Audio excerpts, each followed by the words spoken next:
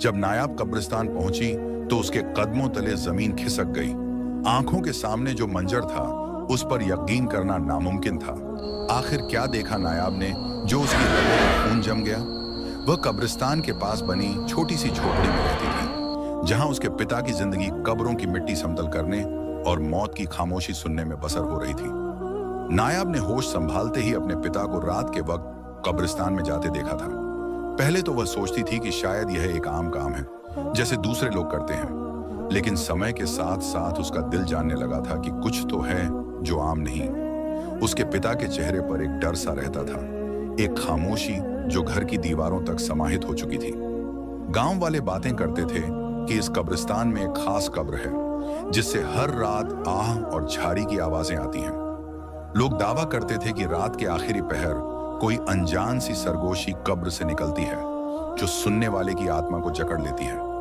नायाब ने इन बातों को कभी ज्यादा महत्व नहीं दिया था, लेकिन उसके दिल में एक सवाल हमेशा से था, आखिर वह कब्र किसकी है?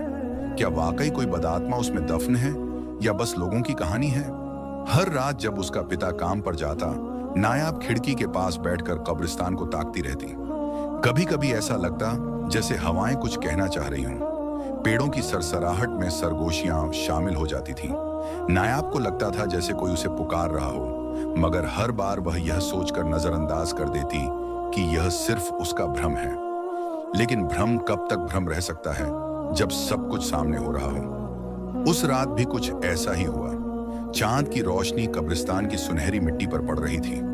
रात की खामोशी में हर आवाज ज्यादा स्पष्ट हो रही थी। नायाब को अपने पिता के कदमों की आवाज सुनाई दी जो कब्रिस्तान की तरफ जा रहे थे। वह दरवाजे के पास खड़ी देखती रही, यहां तक कि वह अंधेरे में गायब हो गए। वह सोचने लगी कि शायद आज की रात भी आम रातों जैसी होगी, मगर ऐसा नहीं था। आधी रात बीत चुकी थी, लेकिन नायाब के पिता की वापसी नहीं हुई थी। एक अजीब सा डर उसके दिल में बैठने लगा। घड़ी की टिक टिक दिल की धड़कन के साथ तेज हो रही थी। वह खिड़की के पास बैठी इंतजार करती रही, मगर हर गुजरते पल के साथ डर उसकी नसों में उतरने लगा। आखिरकार जब सब्र का पैमाना लबरेज हुआ तो उसने दुपट्टा ओढ़ा और हिम्मत करके कब्रिस्तान की तरफ कदम बढ़ा दिया। गांव की गलियां खामोश थीं, दीवारों पर चमगादड़ें लटक रही थीं और रास्ते में कुत्ते वक्त वक्त पर भौंक रहे थे। नायाब का दिल इतनी तेजी से धड़क रहा था कि उसे लग रहा था जैसे कोई उसे सुन रहा हो। कब्रिस्तान के पास पहुंचते ही उसके कदम खुद ब खुद धीमे हो गए। जैसे ही वह कब्रिस्तान में दाखिल हुई, एक सर्द सी लहर उसकी रीढ़ की हड्डी में समा गई। पेड़ों की टहनियां अजीब तरीके से हिल रही थीं, जैसे कोई उनमें से झांक रहा हो। मिट्टी की सौंधी खुशबू में अजीब सी गंध शामिल थी, जैसे कुछ जल रहा हो। नायाब के कदम कब्रों के बीच से गुजरते हुए आहिस्ता आहिस्ता उस खास कब्र की तरफ बढ़ने लगे। अचानक उसे एक चीख सुनाई दी, एक ऐसी चीख जिसने उसके कदमों को जकड़ लिया। वह जानती थी कि यह उसके पिता की आवाज थी। आंखों में आंसू और दिल में बेबसी लिए वह कब्र की तरफ दौड़ी, मगर जितना करीब पहुंची उतना ही अंधेरा गहरा होता गया। जब वह कब्र के पास पहुंची तो उसने अपने पिता को बेहोश पाया। उसके हाथ मिट्टी में ढंसे हुए थे और उसके चेहरे पर ऐसा डर था जैसे उसने मौत को अपनी आंखों से देख लिया हो। नायाब घबराकर उसे जगाने की कोशिश करने लगी, लेकिन उसकी नजर अचानक एक साए पर पड़ी जो कब्र के पास खड़ा था। वह साया काला था, बिल्कुल अंधेरे की तरह, मगर उसकी आंखें लाल अंगारों की तरह जल रही थीं। नायाब की सांसें रुक गईं। वह अपनी जगह जड़ हो गई। साया आहिस्ता आहिस्ता उसकी तरफ बढ़ने लगा। हर कदम के साथ उसकी सरगोशी सुनाई दे रही थी, यह कब्र सिर्फ मुर्दों के लिए नहीं, जिंदा लोगों के लिए भी मौत है। नायाब की जुबान गंग हो चुकी थी। वह चीखना चाहती थी, मगर आवाज गले में फंस गई। ऐसा लग रहा था जैसे किसी ने उसके शरीर को बेजान कर दिया हो। साया उसके इतने करीब आ चुका था कि नायाब को उसकी सांसें अपने चेहरे पर महसूस हो रही थीं। अचानक साया रुक गया। उसकी सरगोशी में एक अजीब सा दर्द था, जैसे वह कुछ कहना चाहता हो, मगर शब्द नहीं मिल रहे थे। नायाब ने हिम्मत करके एक कदम पीछे हटाया, मगर जैसे ही उसने पलटकर भागने की कोशिश की, जमीन ने उसके पैरों को पकड़ लिया। उसने घबराकर नीचे देखा तो कब्र की मिट्टी उसके पैरों के इर्द गिर्द लिपट रही थी। नायाब जोर जोर से चिल्ला रही थी, मगर कोई सुनने वाला नहीं था। साया जोर से हंसा और कहा, तुमने मुझे देख लिया, अब मैं तुम्हें कभी नहीं छोड़ूंगा। नायाब की आंखों में आंसू थे।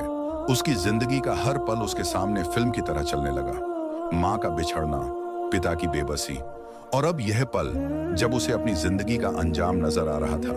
अचानक कब्र की मिट्टी ने उसके पैरों को छोड़ दिया।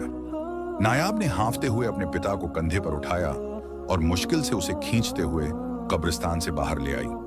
घर पहुंचकर उसने दरवाजा बंद किया और कांपते हुए फर्श पर बैठ गई। उसका दिल जोर जोर से धड़क रहा था, मगर उसका दिमाग अभी भी उस साए की सरगोशी में उलझा हुआ था। यह कब्र सिर्फ मुर्दों के लिए नहीं, जिंदा लोगों के लिए भी मौत है। वह समझ नहीं पा रही थी कि आखिर यह साया कौन है और उसे क्या चाहिए। नायाब जानती थी कि यह कहानी यहां खत्म नहीं हुई, बल्कि अभी तो शुरुआत थी। कुछ ऐसा था जो उस साये को चैन नहीं लेने दे रहा था, और जब तक वह राज सामने नहीं आता, नायाब का पीछा जारी रहने वाला था। नायाब के लिए जिंदगी एक ऐसे मोड़ पर आ गई थी जहां हर रात एक नया डर उसकी हिम्मत की परीक्षा लेता था। पिता की मौत के बाद घर की हवा में एक अजीब सा बोझ था, मानो कोई चुपचाप उसे देख रहा हो, उसके हर पल को महसूस कर रहा हो। नायाब को ऐसा लगने लगा था कि अब उसकी जिंदगी में कुछ भी सामान्य नहीं रहा। पहली रात ही उसने कुछ ऐसा महसूस किया जो आम नहीं था। वे दरवाजे जो कभी अपने आप नहीं हिलते थे, अब रात की खामोशी में धीरे धीरे चर्राते हुए खुलने लगे। कमरे की दीवारों पर कभी कभी नाखूनों के गहरे निशान बन जाते, तो कभी किसी के कदमों की आहट सुनाई देती, जो आकर चुपचाप उसके पास रुक जाती।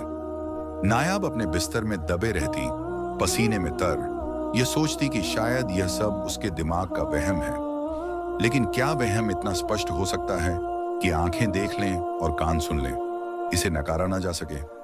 हर रात जैसे एक नया इम्तिहान थी। शुरुआत में उसे लगा कि शायद यह सदमे के कारण है, क्योंकि पिता की मौत का दुख अभी ताजा था। लेकिन जैसे जैसे दिन बीतते गए, नायाब के दिल में यह यकीन गहरा होता गया कि यह कुछ और है। एक रात जब वह सोने की कोशिश कर रही थी, तो उसे अचानक लगा जैसे कोई उसके कान में फुसफुसा रहा हो। आवाज ठंडी और बेरुख थी, पर उसमें एक अजीब सा व्यंग्य था, मानो कोई उसे चुनौती दे रहा हो। तुमने मुझे देखा, अब मैं तुम्हें कभी नहीं छोड़ूंगा। नायाब के दिल की धड़कन जैसे थम सी गई।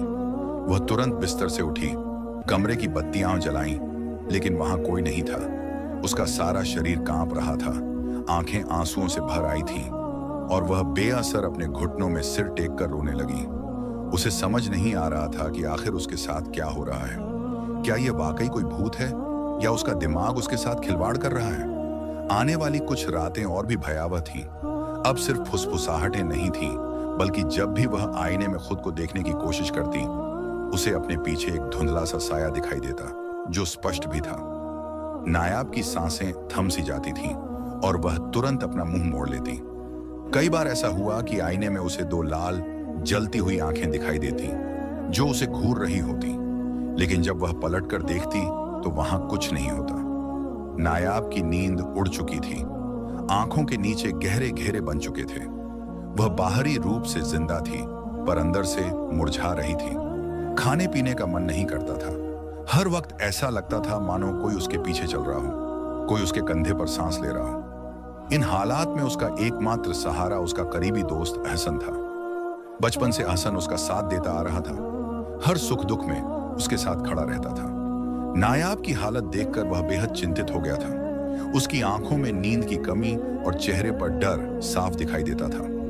अहसन ने कई बार पूछा कि आखिर क्या बात है, पर नायाब हर बार टाल देती। उसे पता था कि अगर वह अहसन को कुछ भी बताएगी, तो या तो उसे पागल समझा जाएगा, या फिर उसे वहम का नाम दे दिया जाएगा। नायाब के अंदर एक संघर्ष चल रहा था। एक तरफ डर था जो उसे किसी से कुछ कहने नहीं देता था, और दूसरी तरफ बेबसी थी जो उसे अंदर ही अंदर खा रही थी। एक दिन अहसन ने आखिरकार गंभीरता से नायाब को बात करने के लिए मजबूर किया। नायाब, मैं तुम्हें इतने सालों से जानता हूं। तुम इतनी कमजोर नहीं हो कि यूं टूट जाओ। तुम्हें कुछ तो हो रहा है।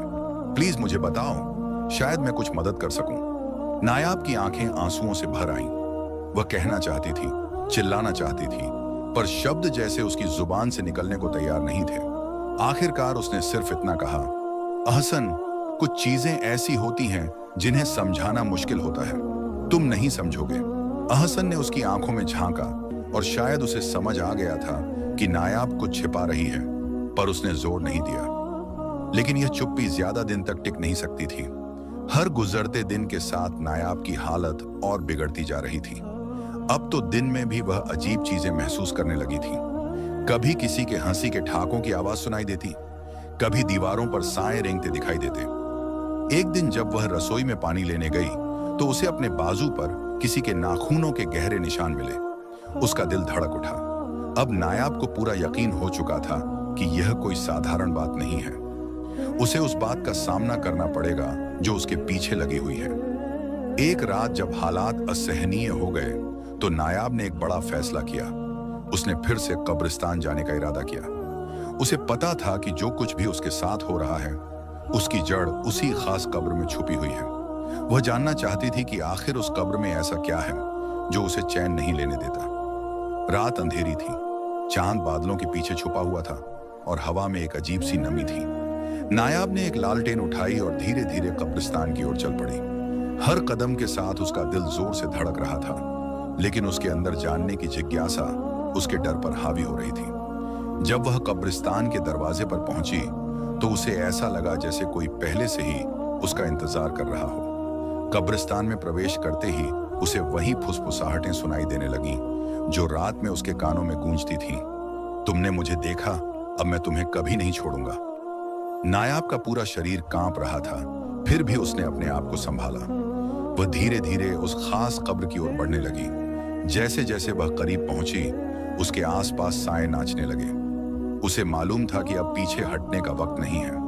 उसे उस राज को जानना था जो उस कब्र में दफन था, चाहे इसकी कीमत उसकी अपनी जिंदगी ही क्यों ना हो। नायाब के कदम जैसे जमीन में धंस रहे थे। हर कदम के साथ उसकी सांस सीने में अटकने लगी, मगर उसके अंदर जानने की जिज्ञासा की आग इतनी तेज थी कि वह अपने डर को एक तरफ धकेलती जा रही थी। कब्रिस्तान की खामोशी इतनी गहरी थी कि उसे अपनी धड़कन तक सुनाई दे रही थी। हवा में नमी और मिट्टी की महक थी और पेड़ों की छायाएं ऐसी लग रही थीं जैसे कोई दूर से ताक रहा हो। नायाब के हाथ में पकड़ी लालटेन की रोशनी कांप रही थी, बिल्कुल उसके दिल की तरह। जब वह उस खास कब्र के पास पहुंची तो उसे लगा जैसे हवा अचानक रुक गई हो। वक्त थम सा गया था। लालटेन की रोशनी में उसे कब्र की मिट्टी पर कुछ खुदाई के निशान दिखे। नायाब ने झुककर पास से देखा तो एक पुरानी सी तख्ती मिट्टी में दबी हुई थी। उसके ऊपर मिट्टी की मोटी परत जमी हुई थी, जैसे बरसों से किसी ने उसे हाथ न लगाया हो। नायाब के हाथ कांप रहे थे, मगर उसने हिम्मत कर मिट्टी को साफ किया। तख्ती पर कुछ लिखा था जो वक्त के साथ धुंधला हो चुका था, लेकिन जो शब्द उसकी आंखों ने पढ़े वे उसके दिल को दहला देने के लिए काफी थे। जो देखता है वह मरता है, जो भूलता है वह बच जाता है। नायाब की आंखों में डर की एक लहर दौड़ गई। उसके दिमाग में अनगिनत सवाल गूंजने लगे। क्या इसका मतलब यही है कि जो भी इस कब्र के राज को जानने की कोशिश करता है वह अपनी जान गंवा देता है? क्या वह खुद भी मौत के दरवाजे पर खड़ी है? वह घबराकर पीछे हटी, लेकिन जैसे ही उसने मुड़ने की कोशिश की उसे लगा किसी ने उसका बाजू पकड़ लिया हो। वह चीखना चाहती थी, मगर आवाज उसके गले में ही दब कर रह गई। उसने पलट कर देखा, मगर वहां कोई नहीं था। उसका सांस उखड़ने लगा। वह लड़खड़ाते कदमों से कब्रिस्तान के दरवाजे की तरफ भागी, मगर हर तरफ साए मंडरा रहे थे। पेड़ों की शाखाएं ऐसे हिल रही थीं जैसे किसी ने उन्हें झकझोरा हो। वह जल्दी से कब्रिस्तान से बाहर निकली और रोती हुई अपने घर पहुंच गई। घर पहुंचकर उसने दरवाजा बंद किया और जोर जोर से सांस लेने लगी। उसका पूरा शरीर कांप रहा था, आंखों से आंसू लगातार बह रहे थे। वह समझ नहीं पा रही थी कि आखिर उसके साथ क्या हो रहा है। उसने सोचा कि अब वह किसी से बात करेगी, लेकिन किससे? अहसन का ख्याल उसके दिमाग में आया, उसका सबसे करीबी दोस्त जो हमेशा उसके साथ खड़ा रहता था। नायाब ने फैसला किया कि अब और चुप रहना उसकी जिंदगी के लिए खतरनाक हो सकता है। अगले दिन उसने अहसन से मिलने का इरादा किया। अहसन ने नायाब की बात को गंभीरता से सुना। उसकी आंखों में हैरानी और चिंता थी, लेकिन वह नायाब की बातों को झुठलाना नहीं चाहता था। नायाब, तुम यह सब कब से सह रही हो? तुम्हें पहले ही मुझे बताना चाहिए था। नायाब ने आंसुओं के बीच कहा, मुझे लगा तुम यकीन नहीं करोगे। कोई यकीन नहीं करेगा। अहसन ने उसके कंधे पर हाथ रखा। मैं तुम पर यकीन करता हूं। मुझे लगता है हमें फिर से कब्रिस्तान जाना होगा। नायाब ने सिर झुका लिया। वह दोबारा उस डरावनी जगह पर जाने के बारे में सोच भी नहीं सकती थी, लेकिन अहसन की मौजूदगी में उसे थोड़ा हौसला मिला। रात के वक्त दोनों कब्रिस्तान की तरफ रवाना हुए। इस बार अहसन के हाथ में एक टॉर्च थी और नायाब की आंखों में डर के साए। जब वे उस खास कब्र के पास पहुंचे तो हवा एक बार फिर भारी हो चुकी थी। पेड़ों की शाखाएं सरगोशियां कर रही थीं और जमीन से एक अजीब सी गंध आ रही थी। अहसन ने टॉर्च की रोशनी में कब्र के आसपास देखा। अचानक उसे कब्र के एक कोने में एक पुराना शिलालेख मिला। उस पर लिखी इबारत ने दोनों को सुन्न कर दिया। 50 साल पहले इस जमीन में एक जालिम जमींदार को जिंदा दफन किया गया था। उसकी आत्मा आज भी बदले की आग में जल रही है। जो उसके राज को जानेगा वह कभी जिंदा नहीं बचेगा। नायाब की आंखें आंसुओं से भर गईं। यही वो है जो मेरे पीछे पड़ा है। अहसन ने उसका हाथ थामा। हमें इसका कोई हल निकालना होगा। लेकिन अहसन को नहीं पता था कि वह खुद भी अब उस साए की नजर में आ चुका है। जैसे ही उन्होंने कब्र के पास से हटने की कोशिश की, हवा में एक जोरदार चीख गूंजी। नायाब की आंखों के सामने सब कुछ धुंधला होने लगा। अहसन ने नायाब को धक्का देकर भागने को कहा। नायाब, भागो, यहां से दूर चली जाओ। नायाब की आंखों में आंसू थे। मैं तुम्हें छोड़कर नहीं जाऊंगी। लेकिन अहसन ने उसे जबरदस्ती धक्का दिया और चिल्लाया, यह तुम्हें भी मार डालेगा। नायाब बेबसी से देखती रही जब एक काला साया अहसन के इर्द गिर्द लिपट गया। अहसन की चीखें रात की खामोशी में गूंजती रहीं और नायाब बेबस खड़ी देखती रही। आंसू उसके गालों पर बह रहे थे। जब साया गायब हुआ तो अहसन जमीन पर निष्प्राण पड़ा था। नायाब का दिल जैसे किसी ने मुट्ठी में भींच लिया हो। उसकी आत्मा चीख रही थी मगर शब्द उसके होंठों पर नहीं आ रहे थे। अहसन की कुर्बानी ने नायाब को तोड़कर रख दिया था। उसकी दुनिया बिखर चुकी थी मगर उसकी आंखों में अब आंसुओं की जगह एक नया संकल्प था। नायाब जान चुकी थी कि अब पीछे हटने का सवाल ही पैदा नहीं होता। उसने अपना सब कुछ खो दिया था। अब उसके पास खोने को कुछ नहीं बचा था। उसने फैसला किया कि वह इस बदरूह के राज को पूरी तरह जानकर ही रहेगी। अहसन की मौत उसे तोड़ने के बजाय और मजबूत बना गई थी। उसने कब्र की तरफ देखा और उसके दिल में एक ही जुमला गूंज रहा था, अब तुम बचकर नहीं जा सकते। मैं तुम्हें खत्म करके ही दम लूंगी।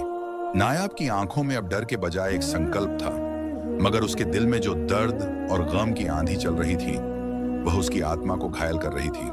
अहसन की मौत का मंजर उसकी आंखों से हटने का नाम नहीं ले रहा था। उसकी आखिरी चीखें, उसके आखिरी शब्द, सब कुछ नायाब के कानों में लगातार गूंज रहा था।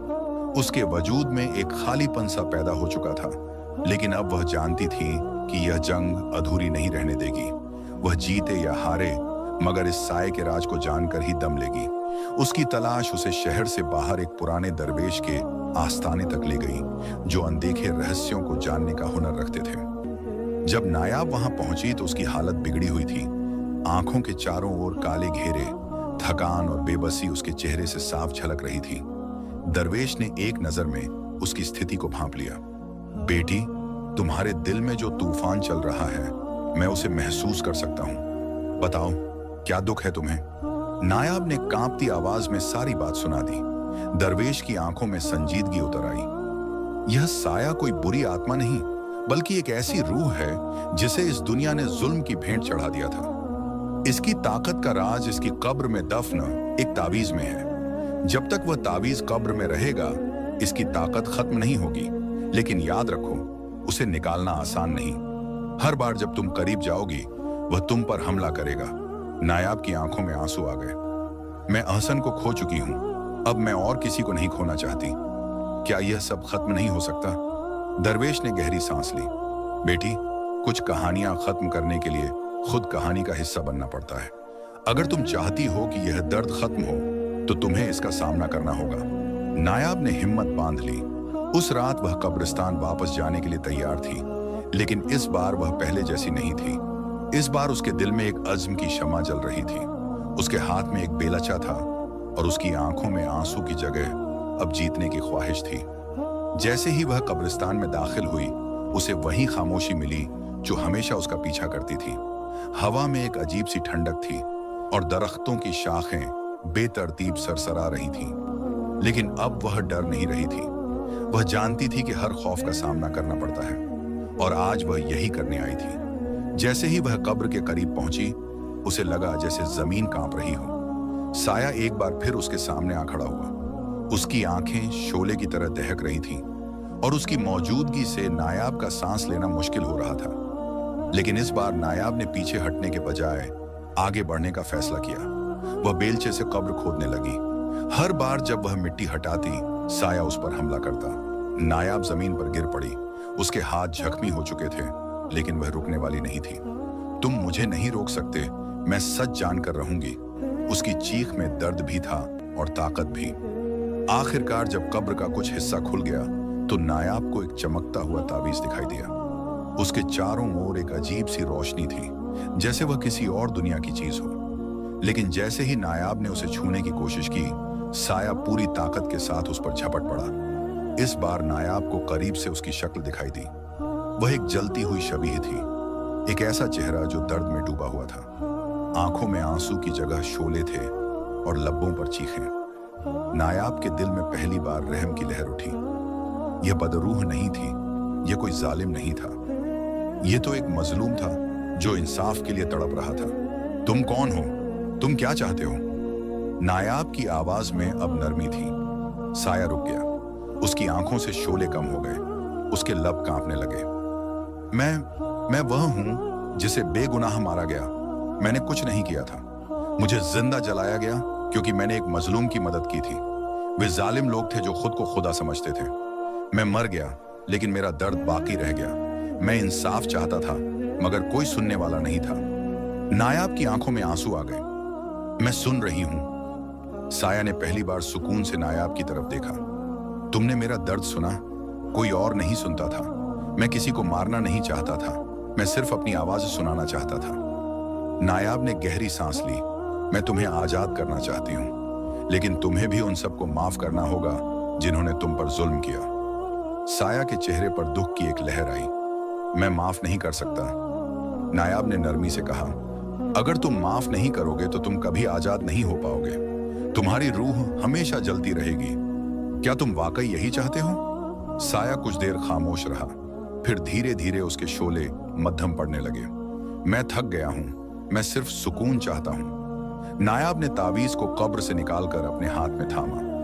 मैं तुम्हें आजाद करती हूं, जाओ, सुकून पा जाओ। एक लम्हे के लिए हर चीज थम गई। साया धीरे धीरे रोशनी में बदलने लगा। उसकी आंखों में शुक्रगुजारी थी।